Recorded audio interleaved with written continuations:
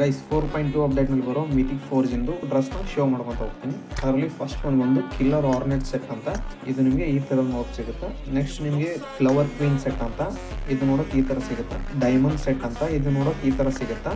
ಈ 3 dress mythic 4ನಲ್ಲಿ 4.2 ಅಪ್ಡೇಟ್ನಲ್ಲಿ ಬರ್ತಾವೆ. ಇನ್ನು ವೆಪನ್ ಕಡೆ ಬರೋದಾದರೆ ಕಿಲ್ ಮೆಸೇಜ್ ಇರೋ ಆಗನ್ನ ಕೊಡ್ತಾ ಇದ್ದಾರೆ. ಇದು ನಿಮಗೆ ಈ ಥರ ನೋಡೋಕೆ ಸಿಗುತ್ತೆ. ಇದು ಒಂದು ರೇಂಜ್ಗೆ ಚೆನ್ನಾಗಿದೆ. ನೆಕ್ಸ್ಟ್ ನಿಮಗೆ UMP ಸ್ಕಿನ್ನ ಕೊಡ್ತಾ ಇದ್ದಾರೆ.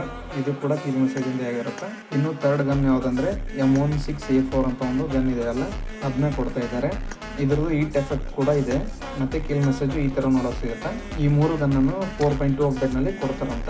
ಮತ್ತು 3 ಎಡ್ಗೇರ್ನ ಕೊಡ್ತಾ ಇದ್ದಾರೆ. ಅದರಲ್ಲಿ ಫಸ್ಟ್ ಬಂದು ಈ ಥರ ನೋಡೋಕೆ ಸಿಗುತ್ತೆ. ಇನ್ನು ಸೆಕೆಂಡ್ ಬಂದು ಈ ಥರ ನೋಡೋಕೆ ಸಿಗುತ್ತೆ.